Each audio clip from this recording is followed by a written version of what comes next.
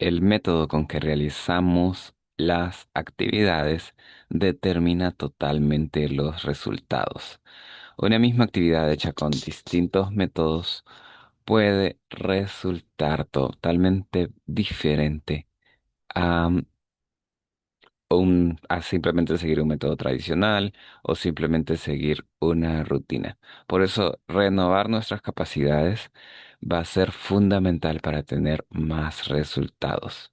Bienvenidos a Haz que suceda, el programa en donde estaremos hablando de distintas habilidades para el liderazgo y para el desarrollo empresarial. Para este caso, vamos a ver los métodos de ventas. Les saluda Salomón Saavedra y el día de hoy nos acompaña Oscar y Angie, con quienes vamos a estar comentando los temas de los métodos de venta. Si se quieren presentar, hay un minuto mientras pongo la presentación. Buen día, un gusto estar aquí en el programa, abundando y aprendiendo un poco más sobre ventas, ya que es muy importante el tema en la vida cotidiana. Un gusto. Bueno, muchas gracias por la invitación, Eduardo, y un gusto estar acá junto con Angie y los más que se agreguen este día. Y es una oportunidad más, como decía Angie, para seguir aprendiendo y el día de que nos enfrentemos a una venta, hacerlo de una manera más eficaz, efectiva. Muchas gracias. Ujú. Excelente. Entonces, realmente, sí, las ventas van a determinar cada área de nuestra vida, cómo interactuamos con las demás personas y qué resulta de eso. Entonces, los métodos de venta van a ser totalmente em, un cambio respecto a nuestros resultados y vamos a hacer alguna pequeña introducción al respecto. Por poner un ejemplo, eh, están cuatro distintas situaciones en las que vamos a estar haciendo ventas. O sea, hay cuatro formas en las que podemos estar haciendo ventas y tal vez podría haber otra más, pero habría que buscarla. Entonces, lo normal es que a nosotros no se nos enseñe de ventas en la parte de la educación formal y que tengamos que incorporarnos en las ventas ya sea de manera propia o por medio de las capacitaciones de emprendimientos. A veces también las empresas tienen cursos especializados de ventas. Estos suelen ser mucho más intensivos y enfocados en su temática de la empresa. Ahora, todo eso empezamos con la venta empírica, antes de tener esa formación. Por ejemplo, en donde yo estuve ahorita expuesto a bastantes condiciones de venta, solo nos dicen, sé tú mismo. Y entonces dicen eso porque uno va a ser más genuino y todo eso, pero si uno no sabe métodos de venta, básicamente lo que va a hacer es a ir a cometer algunos errores, ir aprendiendo en base a lo que va haciendo, viendo qué cosa le funciona más. Eso lleva mucho tiempo, pierde muchas oportunidades y genera lo que es a veces incertidumbre o desánimo respecto a el vendedor, porque al ver pocos resultados, también uno se mentaliza como teniendo poca capacidad de venta. Entonces, según un estudio, según la investigación, podríamos estar considerando que una venta empírica puede tener un 15% de resultados. Y esto es cuando uno realmente no ha estudiado nada, tal vez ha analizado cómo se comportan las personas, tal vez ha estudiado respecto a discursos o a presentaciones, pero las ventas tienen algo en particular que la otra persona tiene que aceptar. También, pues, que tiene que ser la persona correcta para que acepte algo que realmente le va a beneficiar. Entonces, todo eso, cuando lo complementamos con estudios, va a mejorar. Ahora, ¿qué es lo que pasa cuando hablamos por contactos? Aquí por contactos estamos hablando de que hay gente que aprende. Cuando yo le vendía a un amigo, él me compró más fácilmente. O él se salió de comprarle a una empresa para venirme a comprar a mí. O él me refirió a un amigo de confianza y como son de confianza, entonces aceptó mis servicios, mi producto y entonces compró más rápidamente. Entonces, las ventas por contacto vienen siendo mucho más efectivas. De ahí están el poder de las de network marketing, ¿verdad? Y este, básicamente lo que se logra es que ya existe una confianza previa, pero todavía sí no hay método, todavía sí no hay un entendimiento de por qué compran las personas, de palabras que lo puedan dirigir hacia la venta, hacia la compra, etcétera. Y después estaríamos hablando de los métodos de venta. Los métodos de venta llevan años en construcción, de tal manera que se han ido perfeccionando con el tiempo. Después los vendedores vienen y estudian los métodos y los van haciendo evolucionar, etcétera. De tal manera que empezaron empíricamente, pero se va detectando técnicas efectivas. Hay quienes lo han desarrollado por sí mismos, es porque se estudian de sus resultados, miran cómo se comporta la gente ante cierta frase y van detectando, van haciendo una estructura de procesos y después dicen, este es el resumen de lo que más me ha funcionado y es el método de ventas tal, que es lo que vamos a estudiar el día de hoy. Estos pues han ido evolucionando con el tiempo y con las tecnologías también ha evolucionado la venta de tal manera que ahora puede ser una ciencia. ¿Por qué antes no era una ciencia? Porque no se tenían datos específicos, al igual que pasa con la psicología, que cada persona es diferente. Entonces no hay algo estandarizado que permita decir esto es así, sino esto podría ser o generalmente es así. Entonces, en los métodos se urgen a partir de eso, observaciones, registros, etcétera. Mientras que cuando ya le metemos ciencia, em, estaríamos hablando de otras áreas como por ejemplo las neuroventas. Esto ya hacen estudios específicos del comportamiento del cerebro. El cerebro tiene las mismas estructuras y ahí ya podemos decir que funciona siempre de esta forma. Ya podemos entender las causas reales.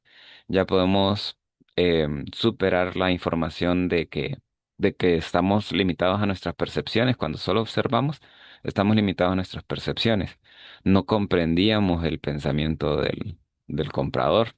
Ahora ya se ha estudiado el cerebro de un comprador porque allá hay unos cascos especiales que permiten em, hacer detectar en qué partes del cerebro se están activando, qué cosas le llaman más la atención, etcétera.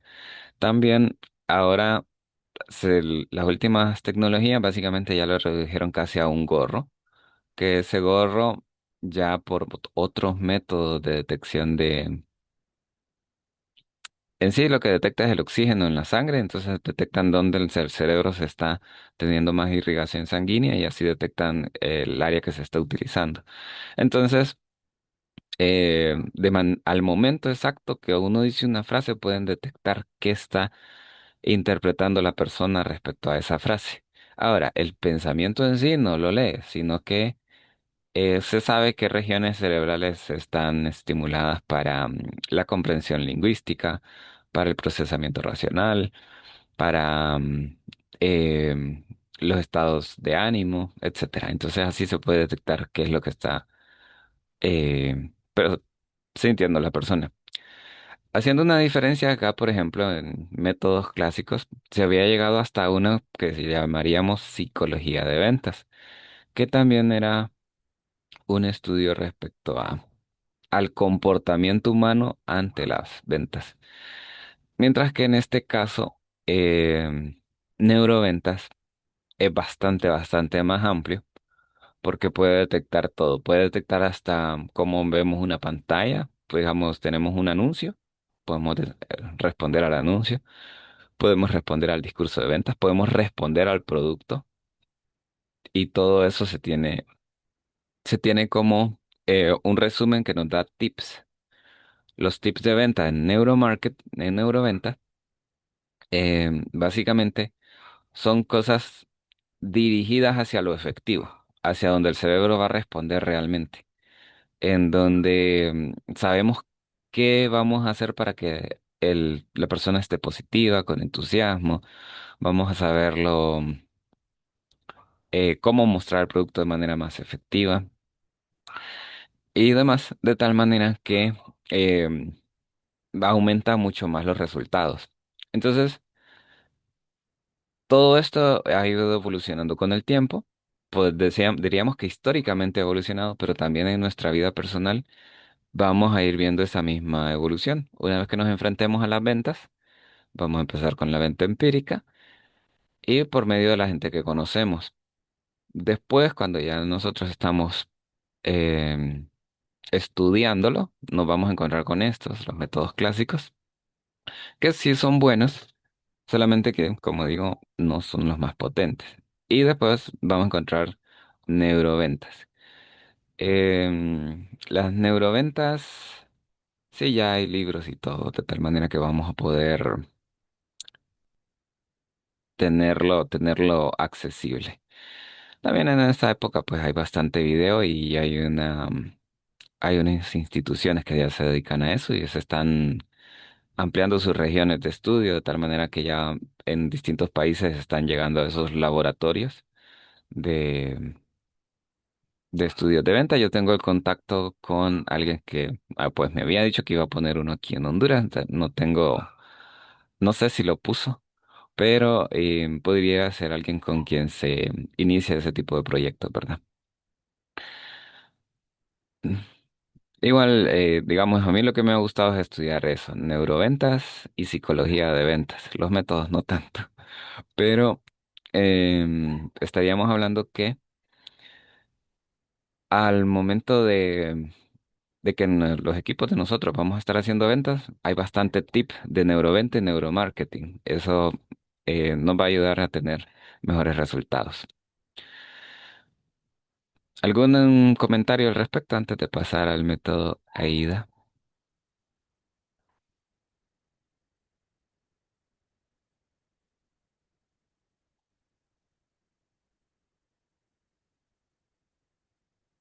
Bueno, vamos a ver, tendríamos... Ah, bueno, de los contactos me gustaría ampliar un poco.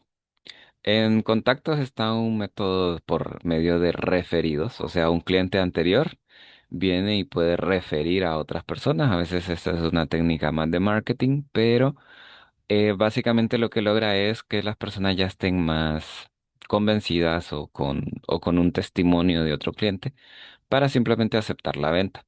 Entonces ahí el vendedor no tiene que esforzarse mucho en cuanto a ser convincente, se está esforzando más en cuanto a tener un buen producto o el proceso para captar interesados. Pero igualmente viene siendo una de las más formas de tener más seguridad y respecto a las personas que llegan, ¿verdad? Pero el círculo viene siendo limitado. Es decir, uno puede llegar a su límite de conocidos o puede llegar a una cierta región, pero no se va a expandir totalmente. Y lo otro sería que cuando se enfrente a una de las otras situaciones, no las va a poder manejar porque no tiene la capacitación todavía para esas otras situaciones. Eh, Otro tema sería el momento en el cual aplicar estos serie de contactos, porque las ventas siempre dependen de la confianza. Entonces, por ejemplo, si yo me quiero ir a ser como quien dice, administrar una venta de reparaciones de zapatos, por poner un ejemplo, zapatero. Entonces, yo no sé nada de eso, o lo que sea es mínimo sería.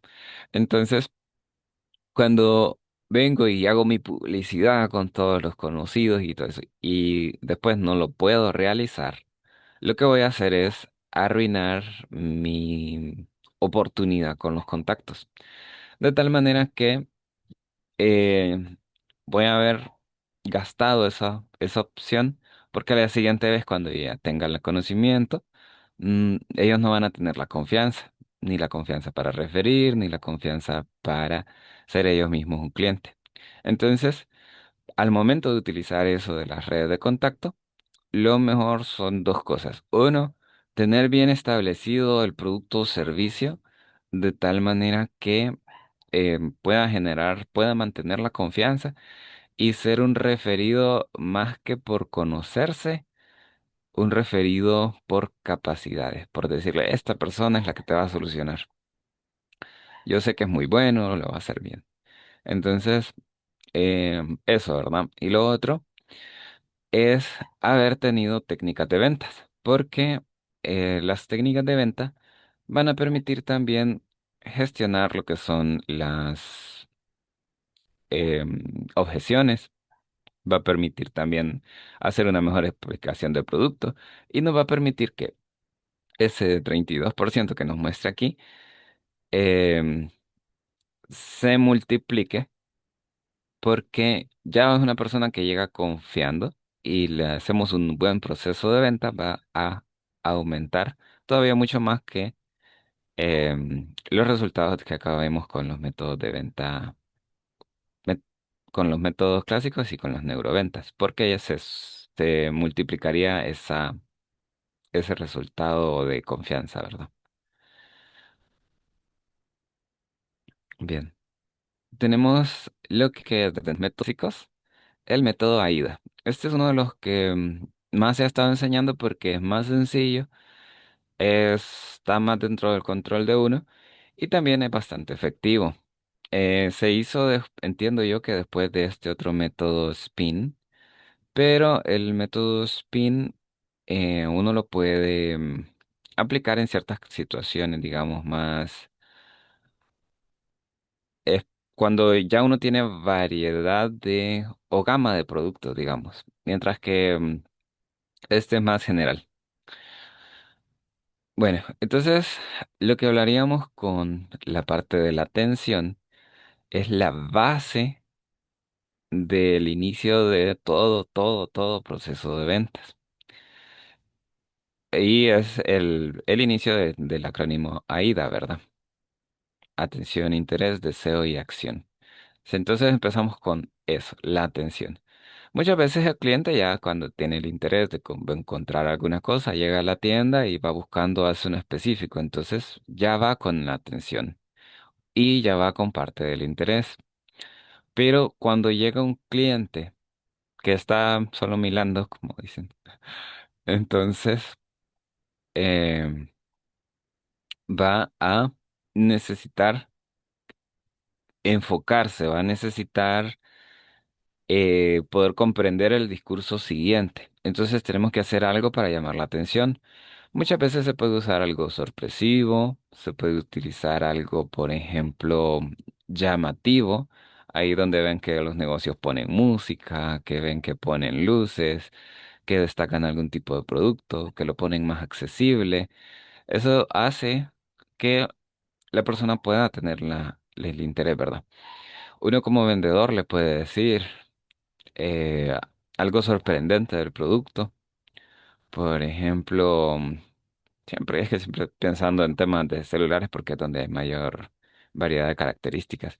Estaríamos, por ejemplo, diciendo, eh, mire la cámara de este celular que es impresionante. Y después viene y le empieza a decir las otras características, las otras cuestiones que le puedan interesar. Y después vamos a ver lo demás de cómo aplicaría, ¿verdad? Pero cosas así, nosotros podemos iniciar la presentación con algo que llame la atención. Dentro de lo que llama la atención, por ejemplo, pueden ser las historias. Es una de las cosas que más capta el enfoque. Se empieza a contar una historia y em, logra transmitir un mensaje completo de qué pasa si no tiene el producto o ese cliente cuando consiguió el producto, cómo transformó su vida, etcétera. Entonces van a ver em, anuncios, procesos de venta, formas de mostrar las cosas que tienen eso como llamar la atención. Después de llamar la atención, conseguiríamos la parte del interés. Cuando estamos hablando del interés, es como quien dice, uno como cliente mira algo y le puede sorprender, pero todavía sí no lo siento como mío, no lo siento como que lo necesite. O me puede ser irrelevante como poseer ese bien o servicio. Mientras que cuando ya nosotros le estamos diciendo el discurso de ventas o mostrando el ejemplo de cómo puede aplicarle a cierto tipo de personas o cómo fue la historia de cierto cliente, entonces lo que estamos haciendo es que la persona tenga el interés de tenerlo. Esa es la diferencia entre la atención y el interés, ¿verdad? Ahora yo lo quiero. Ahora ya me significa algo. Pienso cómo pudiera afectarme en mi día a día o en algún momento de mi vida. Cosas que pudiera simplemente adecuarse el producto o servicio a lo que es la situación de vida de alguien. Muchas veces esto se puede hacer mediante preguntas, de tal manera que uno sabe, por ejemplo, qué cosas, qué eventos va a tener una persona y de esa manera adaptar el discurso, la expresión, la forma en que mostramos las características o los beneficios, más que se oriente más específicamente a lo que requiere ese cliente. Entonces, volviendo a lo del celular, hablando siempre del tema de la cámara, podríamos preguntarle que si alguna vez ha tenido una reunión o ha estado en alguna graduación y necesita tomar una foto, y los fotógrafos le cobran bastante, no sabe si le van a llegar las fotos después o está dependiendo de otra persona, no las puede compartir inmediatamente en redes sociales, cualquier cosa que le interese, ¿verdad? Y decirle que que al momento de que tiene un dispositivo con muy buena cámara va a poder tener un mejor resultado, va a aprovechar bien el momento, no va a perder la oportunidad porque tenga una mala foto, etcétera. Vaya, por ejemplo, ahorita están con que la inteligencia artificial les arregla la calidad de la imagen. Entonces, esos detalles ya hacen que la persona sienta que lo pueda servir en su vida. Y entonces dice, no, pero mi hijo se gradúa hasta dentro de un año.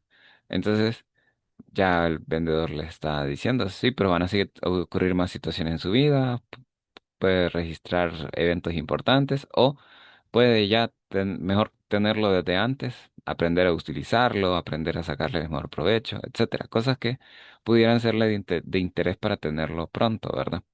Ahí estaríamos hablando de fomentar al deseo. Es como una forma de hacer que la persona lo quiera tener. Entonces, ¿qué es lo que pasa? En sí hay dos teorías respecto a esto del deseo. Por mucho tiempo se enseñaba que había que generar el deseo, porque muchas veces el cliente llegaba sin mostrar ese deseo. Y los deseos, de acuerdo a la presentación que se hacía, entonces la persona ya tenía la oportunidad de desearlo o no. Pero se ha hecho más investigaciones y aparte de también por la parte social se consideraba que generar el deseo era manipulación. Entonces se avanzó a lo que es a despertar el deseo. ¿Por qué? Porque el deseo ya está dentro de la persona, ya está dentro del cliente, lo único que a veces no esté en esa condición de vida, por ejemplo, lo que decía, el hijo se gradúa dentro de un año, entonces no está en esa situación específica, pero el deseo está. Entonces, como ese deseo está como dormido, digamos, está inactivo, cuando llega y se enfrenta al producto, simplemente no le significa nada tampoco y no lo va a querer. de tal manera que el discurso de venta lo puede hacer em, plantearse a situaciones en donde sí va a tener esa situación. Por ejemplo, llego a una panadería y no tengo hambre. Entonces voy a estar comprando más por antojos. Y yo digo, "Nah, no voy a gastar. Entonces me quiero ir. Entonces, una, no es que más adelante no vaya a tener el deseo por tener hambre, sino que como el vendedor sabe que yo más adelante voy a tener hambre, me puede decir, ah, pero ya de aquí a cuando ella vaya un poco más adelante en su camino, le va a dar hambre. Y mejor llévelo desde ahorita y lo come para llevar. O cuestiones así, cuestiones que permitan que la compra sea en ese momento, aunque las situaciones puedan ser futuras, puedan ser prevención de situaciones pasadas, o sea, que no vuelvan a ocurrir situaciones pasadas, cosas que le permitan a la persona prepararse más, disfrutar más un momento, a una vez destacar, cosas que motiven. Ahora, cada producto, cada servicio tiene sus características específicas que van a influir en, en distintos deseos del cliente. De tal manera que ahí lo que tenemos que hacer es identificar cómo le afectan, qué cosas le pueden interesar al cliente de acuerdo al producto, qué situaciones de vida se adecúan para eso y entonces ya tenemos cosas que enfatizar, qué cosas vamos a explicarle. De este modo, continuaríamos ahora con la acción. Muchas veces ya se generó el deseo, pero hay indecisión en el comprador. O a veces simplemente no está motivado para comprar, o a veces tiene cosas más importantes, entonces lo deja para después, etcétera. Ahí es donde entra el cierre de este método AIDA, el cual refiere a eso, una forma de llevar al cliente hacia la acción. Esto puede ser tan sencillo como una frase de ¿lo desea comprar ahora? O llévelo de una vez, ya que está aquí. Que esas pequeñas cositas pueden ser una forma de llevarlo hacia la acción. Y a veces convencen porque la persona ya estaba decidiendo, ¿verdad? Estaba pensando, ¿lo llevo o no lo llevo? Y le dice, llévelo ahorita que está aquí. Así, así no vuelvo. Lo compra. Por poner un ejemplo. Mientras que también pueden haber cosas más elaboradas, como quien dice un pequeño discurso persuasivo. A veces se puede plantear el panorama negativo si no lo tiene. Mire que después cuando no lo tenga, esto le va a hacer falta y va a tener que regresar a comprar o va a tener que buscarlo de otra manera o va a perder la oportunidad. Cuestiones así generan que la persona pues decida comprarlo. Otras cosas, por ejemplo, cómo planteamos nosotros las palabras de convencimiento. Si yo le digo, no le gustaría llevarlo, le estoy diciendo la palabra no al inicio y estoy implantando que si no le gustaría llevarlo, en vez de decirle, le gustaría llevarlo, que sería más como siempre es una pregunta, siempre le estoy dando el poder de decisión, siempre estoy siendo respetuoso, pero es más directo en el resultado que buscamos lograr, ¿verdad? Entonces, implántale en pensamiento de que sí desea llevarlo. Esta, al ser una respuesta, pues depende mucho del cliente, como esté, si ya está bastante convencido o no. En el momento en que pasa esto, pueden presentarse las objeciones. Más adelante vamos a estudiar respecto a cómo rebatir objeciones, a cómo hacer, bueno, creo ya tenemos un video de eso, pero podemos seguirlo abordando. Cómo seguir, cómo volver a retomar el proceso para llevarlo a la acción esperada o cómo darle seguridad. Muchas veces simplemente es una indecisión o una inseguridad, entonces simplemente podríamos enfatizar otra característica, porque cada producto, cada servicio tiene muchas características. Podríamos volver a buscar otro tema que resuene con él por medio de preguntas. Ya cuando pone una objeción, digamos, él ya va a decir algo específico que nosotros podemos retomar en la parte del interés y decirle otra cosa que ya específicamente va a interesarle, porque está conforme a la objeción que puso.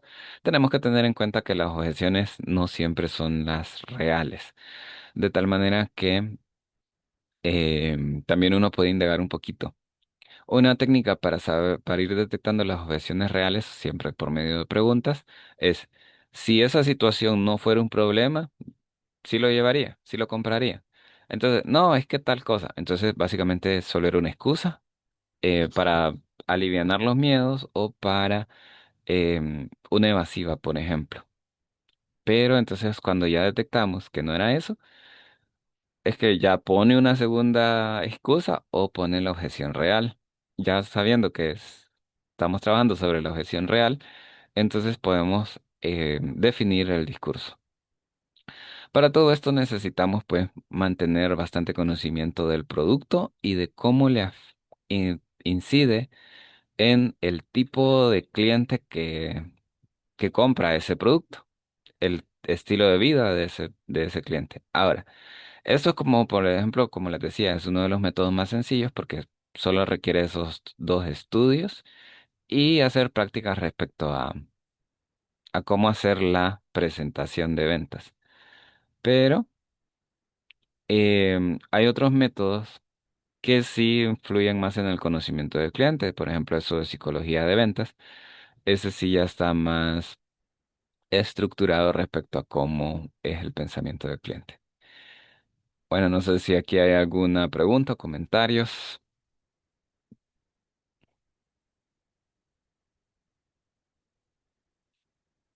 Cualquier cosa se puede dejar por escrito, ¿verdad?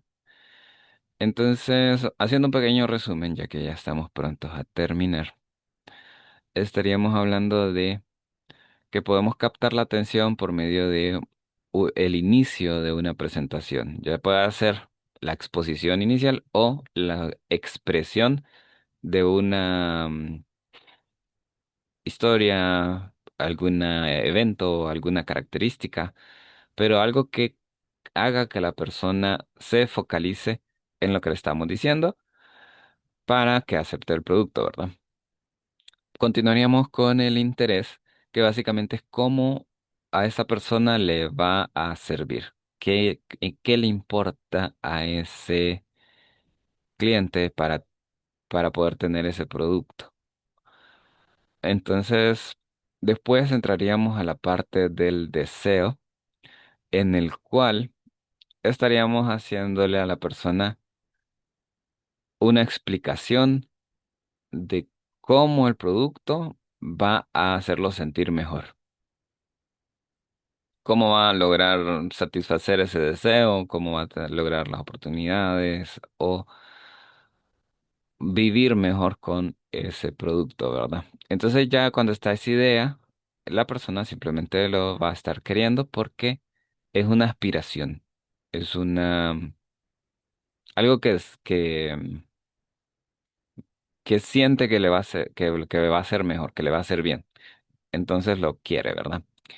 Y después lo que sería la acción, el cual estaríamos hablando de formas de expresar para que el cliente decida. Y a veces puede decidir para después, cuando uno es así como respetuoso del momento de decisión del cliente, no pone presión, pero a veces se puede vender así, como quien dice, mejor llevarlo ahora, mejor antes que de que antes, en vez de que ya le falte para más adelante, podrían ser otras cuestiones como, mire que se nos están agotando los productos o hay un descuento ahorita, cosas que pudieran serle de valor para que decida en ese momento. Ya otras cosas que no le sean de valor para decidir en ese momento y